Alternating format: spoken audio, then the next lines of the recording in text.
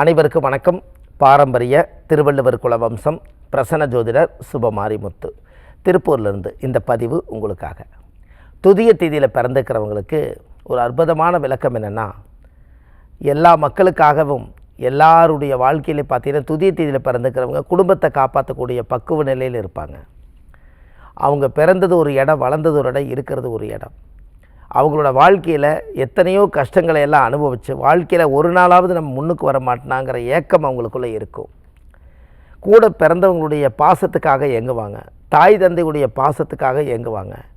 அண்ணன் தம்பி சொந்த வந்த தாய் உலை என்னை எப்போவாது மதிக்காதா, என்னையும் ஒரு மனுஷனை மதிக்காதாங்கிற எண்ணங்கள் அதிகமாக இருந்துக்கிட்டே இருக்கும். இந்த துதி திதி 3வது திதி வாழ்க்கையில் நம்ம வெற்றியை நோக்கி போயிட்டே இருப்போம். என்றைக்காவது ஒரு நாள் வெற்றி ஆனால் இந்த சமுதாயத்துக்கு முன்னாடி நான் ஓங்கி நிற்பேங்கிற நம்பிக்கை அவங்களுக்கு இருக்கும்.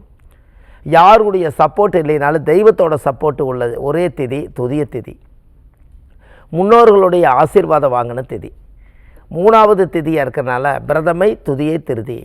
அதாவது முதல் பார்த்திங்கன்னா அமாவாசை, அதுக்கடுத்து பிரதமை, அதுக்கடுத்து துதியை. அந்த 3வது திதியில் யாராவது பிறந்திருந்தால் அந்த வெற்றியை நோக்கி எண்ணங்கள் எப்பவுமே இருக்கும்.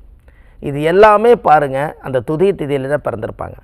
இதில் வளர்புரை தேய்புரை எதில் பிறந்திருந்தாலும் திருவைக்காவூர் சிவனுடைய ஆலயத்துக்கு போயிட்டு வாங்க, சுவாமிமலை முருகன் கோயிலுக்கு போயிட்டு வாங்க, மதுரை மீனாட்சி அம்மன் கோவிலுக்கு போயிட்டு வாங்க.